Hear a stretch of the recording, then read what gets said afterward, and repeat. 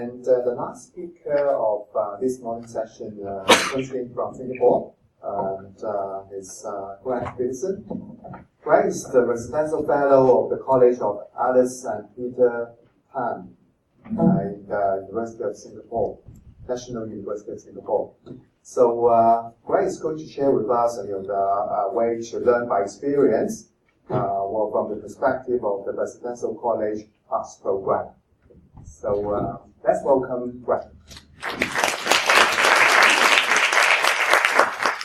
Thank you very much. It's an honor to be here. I've heard many wonderful things in the last couple of days.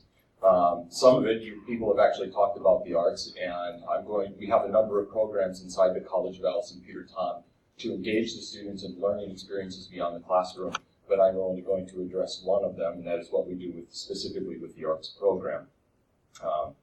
However, since doing some research, I couldn't find anything on arts programs in residential colleges, so part of the challenge for this conference was to document our own experience. Our arts program provides for distinguished and talented artists to share their experiences and enrich our residential life and learning through their creative work, interaction with the college community, and as part of our outreach to other communities. We have hosted artists to work with our students in poetry, photography, dance, singing, drama, recycled cardboard sculpture, mural print painting, and creative writing. Unfortunately, we have not been able to find anyone that can work with our students in baking and cooking, two of the clubs that we have. We have two guiding questions that really influence us when we look at this, and that's from wherever the students are, how can we get them to take the next step? And we want students to pursue their talents and interests, be naturally curious, take self-initiative. But within all of this context, how do you get them to step beyond what they've already developed on their own? The program was originally conceptualized to bring artists and students together for an entire semester. We maintain a couple rooms in the college for guests. This would allow them to live with students, eat with them, and join in our other college activities. We thought this arrangement would also allow us to network and collaborate with other artists in Singapore. This proved to be more difficult than anticipated, since every organization has their own calendar, projects, mission, objectives, etc., and therefore usually everyone's focused on their own agenda, so we focus progressively more on what's happening with our own college. We invite artists to do anything from 90-minute single hands-on workshops to full semester residencies. We may invite them to guest teach specific classes or discuss their views and experiences in more informal discussions, and artists may also hold consultation hours and mentor student groups. Hence, the idea of the informal dialogue with the artist introducing his work. Notice the dogs at the bottom. I'll come back to those later on. And while such dialogues are common in most residential colleges, I couldn't find any information of other residential colleges bringing artists specifically for these kinds of sessions. We also invite artists to meet with student leaders. Here we have one of our artists, the photographer, meeting with our executive committee of our photography club. One of our greatest challenges is defining our community. As one scholar states, that throughout history, people have expressed themselves artistically as individuals, as groups, and communities. Community-based art is a term I use to describe works of art produced by people living within the same locality and defined by common interests and shared concerns, cultural heritage, traditions, and language patterns. Our respective residential colleges are people and our locality. However, if your community has more than 20 cultural heritages, several dozens of language and traditions, then what is our shared tradition, cultural heritage, and language patterns? Also, disparate communities value mediums of art differently, so how do you choose which art mediums to bring together in your own locality to bridge that common interest? The values that we espouse in the College of Alice and Peter Pan are what we call IACT, integrity, audacity, compassion, and teachability. In the arts, we want our students to be as audacious as possible, willing to take risks and do something they have never done before, but without being reckless or impudent. We have learned that our students are willing to embrace this value. In our beginning photography workshops, we commonly have students who have never held a DSLR camera and have never heard of many parts of the camera that one must be able to use to take a good photograph. When our students decided to put on a full-scale Broadway musical, several students came forward that had never participated in such a production before. They built scenery, worked backstage, and moved sets during the production, and acted, danced, and sang. One of them even played the lead male part and did an outstanding job. We regularly hold open mic activities, and we will often hear an introduction stating that the person has never read a poem or performed publicly before. some of our people singing who've said this began their journey in a single singing workshop, saying, "I love to sing, but I've never sung in front of other people," and hence they begin their journey. Like most residential colleges, we have no minor disciplines within our college. However, we do provide core general education humanities curriculum.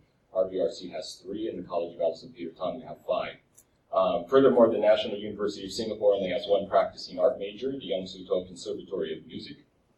All other study is primarily academic, and hence our focus is not art education, the kind of learning about the arts that takes place in the classroom, nor is it studio art, the form of where you learn to hone your professional skills.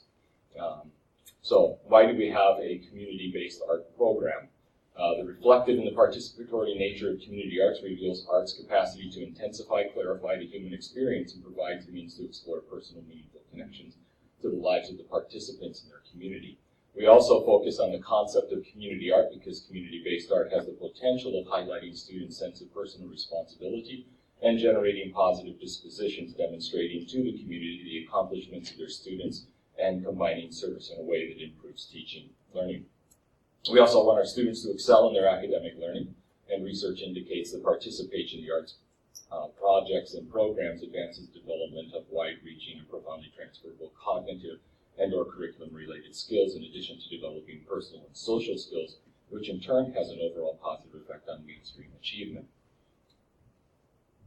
Community arts are also participatory arts.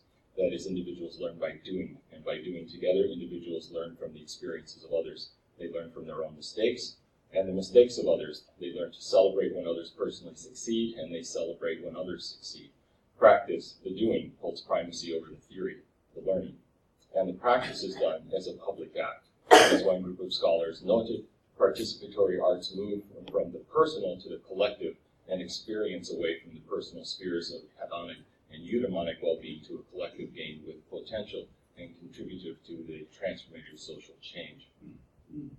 Because none of our students are studying to become professional artists, and significant challenges is to find professional artists that have a community mindset. You have to find community artists who are an example of community values, and this is something that's imperative when selecting artists who work in this kind of a context. Like many startup projects, we did not document our story because we were so busy creating it. The documentation that is preserved is scattered. We do not have one comprehensive repository. Consequently, we have learned the importance of creating such documentation through photography, videography, follow-up surveys, interviews. We have also learned it makes a big difference if you hold people responsible and accountable. We also set up a 1 terabyte hard drive our second year so that we could store this information, and it filled very quickly. And hence we learned the importance of establishing an editor to keep what is worth keeping and to get rid of the rest. To meet the students' specific needs, we often bring in some of Singapore's photographers. We brought in a photojournalist, we brought in an AP photographer to help them learn how to shoot an event and create a documentation of it. With an annual turnover of 40%, we've learned that such experiences need to be reiterated at least every 2 years. I like thinking of building a field of dreams. Sometimes we like to believe if we build it, they will come, and they will come in great numbers. It's hard to turn people away. Sometimes we have to discourage them if we think that they're getting in over their heads, and sometimes they prove themselves successful. And sometimes you start projects and you have to convince the students that they can actually do something they've never done before. Another lesson that we learned is that what worked last year may not work this year. In the slide you saw earlier, when we did musical theater for the first time, we had more than 50 students come. And the next time around, we only had 6 students sign up. And when it was time to begin, we had no students present. The facilitator had an engaging conversation with the 2 artists about the challenges associated with running such a program, and received some very good constructive feedback about how to move forward. Eventually, 4 students arrived, and we had a delightful time. Find artists that share the same values. Bring in the right kinds of artists, and such difficult moments are not condemning towards the institution, but instead they will want to participate in helping the college move forward, and they will also participate in other college activities. I mentioned the dogs earlier because that artist came, 2 students walked in, was watching him do his thing, and they invited him to go work with stray dogs in Singapore the next morning, where they go try and catch the stray dogs. They try to rehabilitate the dogs and put them up for adoption. And he went with them, and then the student showed up a couple days later, walked back in the shop and said, "We want to make dogs." He looked at them and said, "Okay, let's find a way to make dogs." To me, it is really interesting when you do that. We also learned the importance of transforming spaces. In our first artist in residence, we brought in one of Singapore's most lauded writers. With his generous contribution, we created a number of programs to engage the students in many different forms of literary arts. Participation was lower than anticipated, and the students' feedback was it was too much like being in a university class. If you want to read a novel together, then come together and act it out. Create student-centric spaces where the traditional classroom dissolves into something more that becomes the student's own making. Or simply find a different space other than a classroom to do the things you want to engage with the students. It's also very important to synergize with the students. When students said they wanted to do musical theater, we spent months finding the right person. However, it's not always possible to develop or maintain symbiotic relationship with students. They're adults, they think they know best, and sometimes the students approach sometimes students want to invite a specific artist, but the artists, sometimes their recommendations are excellent, sometimes the people that they want to bring in don't have the necessary expertise or credentials or actually a good fit for the college. And sometimes the college must take the initiative to bring students together. For example, going through all the students' applications and looking for students who all participate in the same art form. Otherwise, in a student body of 600 students, they may actually not know that each other exists. We also learned that it's important to synergize with the faculty. For example, if you're bringing in a photographer, we notify all faculty members and ask them if they are interested in having their students do a photo essay. Other faculty members may bring in an artist for a single lecture. For example, one of our faculty members teaching systems engineering brought in our musical theater artist to come and teach the students the systems engineering of a musical theater production. Such interdisciplinary learning is an excellent experience for our students, and the artist was stretched to think through his experiences and professionalism from a different perspective. It is also critical to have the support of all faculty members so that you can turn to them as needed. For example, if student sign-up rate is low to an event, you need to highlight and promote the activity in their courses, or in a worst-case scenario, if nobody shows up, you call on your faculty members and say, "Please come." Hopefully the faculty and staff lead the students by example, and very often the faculty members are the first to show up and sign up for such activities. We've also learned that calendaring becomes very critical. Don't do anything the first couple weeks of the semester. Don't do anything the last couple weeks of the semester. Don't do anything during midterms. And in a 13-week semester, what we have learned is that you can do an awful lot in a 3-week period. If you're running 2 90-minute sessions twice a week for 3 weeks, it's amazing what the students will commit to and what they will actually accomplish within that 3-week window. The natural disadvantage to not having a semester of long-term experiences is being able to build such long things. However, when students are willing to commit in such bursts, you can actually do a tremendous amount. And hence, you have to define and constantly redefine success and failure. It is always preferable to have a specific goal and a finish line in mind. Usually for us, this is a student exhibition, a poetry reading, or a performance of some kind. At one of our most recent events, we had 10 students and 2 faculty members that participated in a 90-minute creative workshop. At the end of the workshop, 7 people had things that they wanted to put up on display in the college. I would never say that the 3 students who didn't complete their work, I would not classify that as a failure. They had a wonderful time. And it was a great experience if you reflect back on the facial expressions and you look at what they did as part of this. We have offered competitions to motivate students in the past. And interestingly, some of the very best works, the students didn't submit. We have a great poet, we have a great photographer, but when you look at who submitted works for a competition, often they're not the ones you find.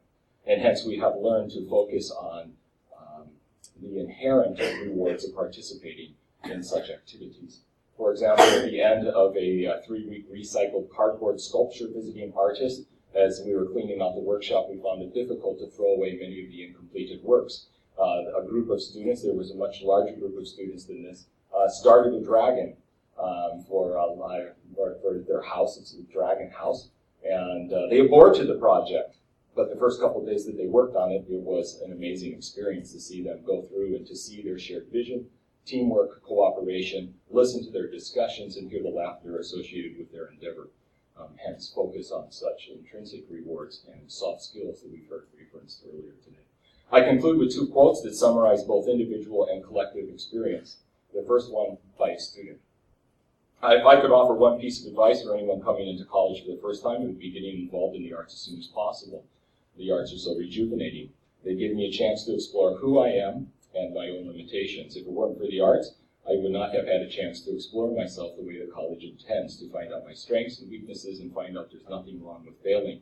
If you haven't been failing lately, you haven't been trying. Nothing creative can come without some experimentation, some trial and error. I think that's so true of life. When you do this in the arts, you really get a first-hand experience of being able to create something beautiful with lots of other people who are just as passionate right there alongside of you. And then I conclude with one by one of the researchers. Sustaining the material culture, speaking material culture being works of art. Sustaining the material culture of a community provides its members with a source of pride. A feeling of unity arises from shared activities that reflect on a sense of common purposes. This kind of social atmosphere is especially beneficial in orienting the youth towards a positive social and cultural disposition. Hopefully there is something here that helps you learn from our experience. Thank you. Please remain on stage. And I'd also like to invite the other three speakers to come on stage and join me for the Q&A session, please. So Dr. Cecilia Chan, Professor Spencer Benson, and also Dr. Natalie Hang. Okay, so we have just heard about four very inspiring presentations about how all of residential education can be enhanced. So we can introduce the studio type activities. We can make use of the art program, and we can also engage the students to enhance the generic competence. And of course, we need to measure by using e-portfolio or some other means, reflection or whatever. So, now it's time for Q&A. We've got about 10 minutes. And, whoever who have questions, please raise your hand, identify yourself, and, please, I know, I've noticed that, two, maybe even more. Okay, about assessment. The three of us put out our fists, not because we are all Afro-Americans, but Protestant. But now, our experience at St. John's is this. If we use assessment, which some of my colleagues are trying to introduce, we would have asked the student to leave college after 1 year because not much response, not much interest. But then, two things that always comes in my mind. A person never forgets. Whatever you teach them, whatever they have experienced, it's always in their mind. It's a matter of when they wake up to what you have taught them. And then it might be 2 or 3 years later. If we had kicked them up after, a failed assessment, we would have lost the opportunity to continue helping these guys become even better than that 1 year. Second experience is this. There were 4 chaps in the same year at St. John's. Really bad, no response, nothing. But after 3 years, they graduated. They applied for a post in Hong Kong Bank. Out of the 300 candidates, of the 5 final candidates, 4 were St. John's. And if we had assessed and graded them, which we did, they would have failed immediately. But because we felt that learning is life progression rather than assessment, I don't know. This is the question.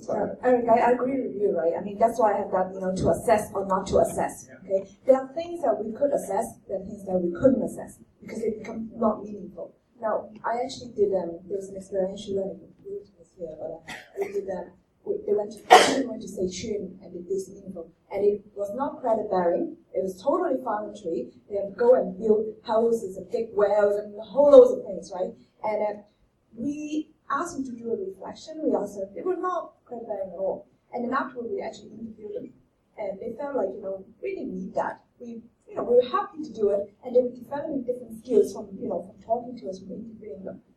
So as I said, it might not be necessary. Okay, and the different approaches is important as well. For something, for say internship, right?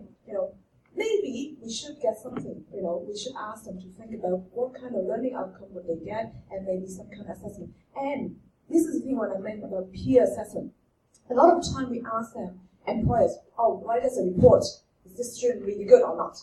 And half the time, the student never even seen that boss, right? It's not the actual line manager. It's just policy or bureaucracy we need to do. So instead of doing that, they could actually ask people, that they work with, to feed back to them, to rate them in such a way. And I think maybe that is more meaningful. So rather than so that's what I mean, different approaches for different things. Let me comment on it.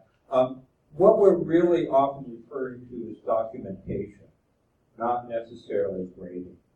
And I think that it is everybody's responsibility to be able to document that particularly as academics, that what we're claiming is documentable and defendable on it.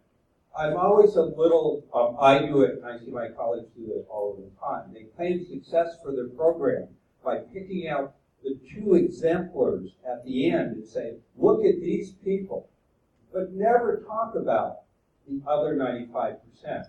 As public institutions and academics that serve society, we need to talk about everybody. And it really is, when we're talking here, we're talking about documenting what is occurring for the student. We're not saying you're failing or not failing. And I agree, we have to be very careful on that. But this is really about documentation, not about grading. If I can weigh in on this one too, I would say look at any of the research that's been done on classroom participation. As someone who was teaching critical thinking for a number of years in the U.S., it's like, I'm sorry, but you have to engage in the classroom. And now you look at what are the rubrics associated with that. For me, I've adopted a check plus, check minus system. And those students that are check minuses, it's just a matter of, are you on par with your peers, or are you below your peers, or are you a little bit ahead of your peers?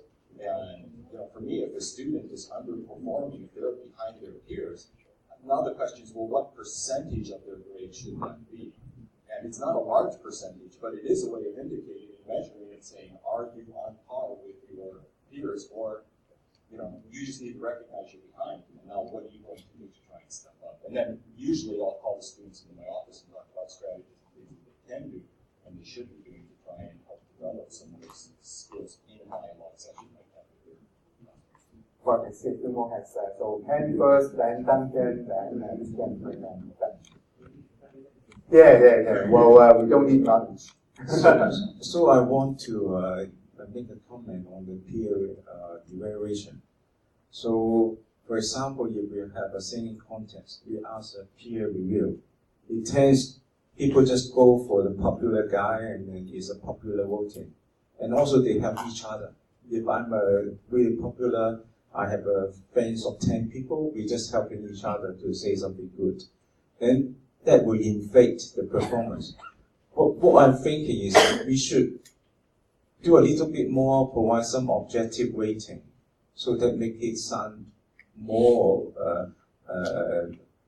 under the normalization system, so that we can benchmark better. I don't know how you respond. Anyone would like to respond? You're right.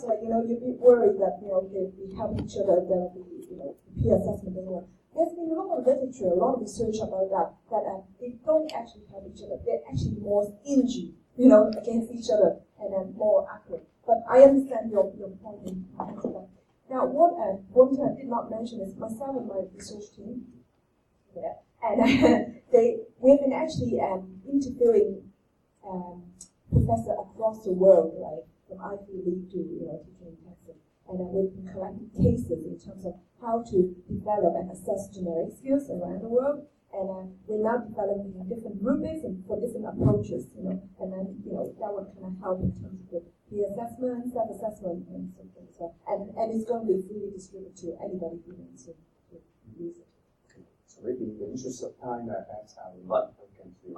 I'll keep my question quite quick because it's in the same sort of. It's me again, isn't it? So well, it could. No, sorry. I mean, I was actually struck by the surveillance stress pictures that you put up, and that I think one of my concerns, echoing some others, is around kind of conformity and expectation and moving towards some sort of normative operation, which then operates within the society you create by their interactions. So my question is, it seems to me through much of life, one's just trying to discover who one is as an individual. And one of the things that, as you go on, or at least strikes me as you go on further through life, is just how distinctive people are in terms of personality types and all the rest of it. And it seems to me the danger with assessment around generic skills is that you end up narrowing rather than saying, this person is fantastic at this or this person is fantastic at that. And all they end up doing is feeling a failure at a range of things that they're not good at. I'm just wondering how much within your programs you talk about individual difference, individual skills, including personality difference. Because personality difference can easily be eroded by systems. Actually, I wanted to respond. I'm one of those who said no. And this actually really relates to what I was saying before with the conformity and, feeling like they have to perform for each other. And but also in the experience of my course, at the end of the course, I asked students to write a post reflecting on what they learned as individuals. So this is about their individuality, how they grew as individuals, but also what they learned as a USB scholar. So this has to do with our collective identity. But what I saw was that in the last batch, I had 54 students. All of the reflections were different. So they were very different takeaways for them as individuals. And this is actually the reason why I said no, because I feel like as an instructor, if I had to define for them what these competencies would be, what I wanted them to learn as individuals, that will kind of, it may be quite different from what they would like to learn as individual learners. So that's just, yeah. The framework that we have based on our evidence, actually, one of the first part was the student characteristic and the personality, their background, what their previous experience encountered into it as well. Because I understand exactly. We don't want factory workers. We want individuals who can think for themselves with critical thinking. And that's how we contribute to the society. I'll give a quick comment. I think I agree with you, but part of the role is to help students understand what they're good at and where their strengths are. We're saying assessment, but these are really feedback mechanisms as well. And remember that there's a spectrum of universities, and when you start with all of the people from Oxford will be successful. But we're many of them, right? They're starting with the creme of the creme and that. But when you work in a public university that has 80% of the students at Macau come from Macau on that. And so our spectrum is very different. We're working with across the social, economic, intellectual spectrum. And it becomes even more critical for that lower quadrant students. And often we're dealing with first generation on that. So it's really helping them to address what you said. Find out who they are and what their strengths are and where they're best likely to be successful. I quickly learned I would never be successful as a baseball player as much as I would like to be. If I may make a comment. The topics we're talking about is actually the topic has been studied and researched for more than 10 to 20 years. I think we have to view the assessment differently. The evolution of assessment has become from assessment of learning to assessment for learning, and now assessment as learning. Therefore, assessment is part of learning. And the other thing is that we're not talking about summative assessment. It's a formative assessment. assess to help you to learn. How can you learn better? And I also mentioned something before, for those soft skills and generic skills, individual difference must be taken into consideration. So we are not really measuring the absolute value. We are measuring the progressive percentage of improvement, and that's important. I have a general question. It's an interconnected question for all four of you. Assessment. If you apply assessment to a compulsory course with credit, how do you take into account the individual differences into the full assessment? But if you take another example like the art work, community arts, you have a problem with the participation. We always have a problem with participation into activities if they are not compulsory.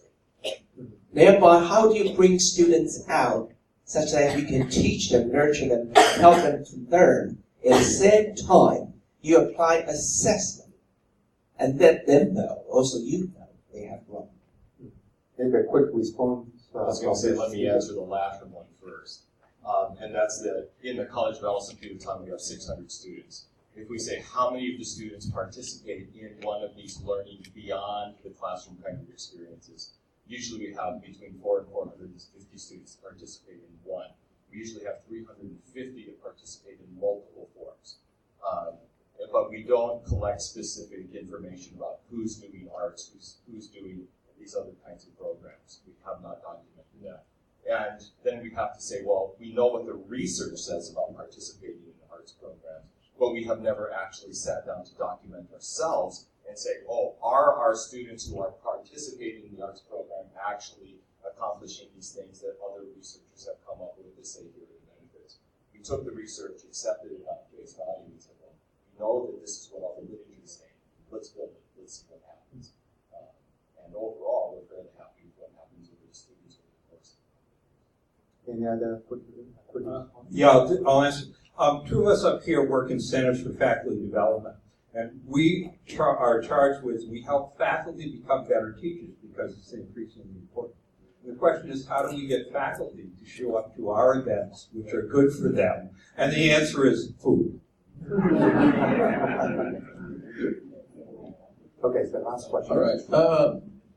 Actually, what we are presenting are things that we know already, we know that should be done. But there's some critical question that I want to express on, something that I think we should be looking at. Have you by chance tried to see how extracurricular activity through generic competence education competes with normal curriculum activity, such that, for example, when we are trying to present the student opportunities, we do into consideration the workload of the student, which department are they coming from.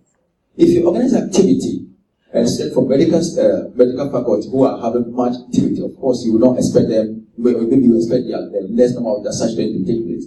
In your documentation, were you able to assess how many students come from this department and how many number of students come from this department and take part in your program, such that you don't only limit the education or the generic development and the competency education to just particular group of students, and others are disadvantaged.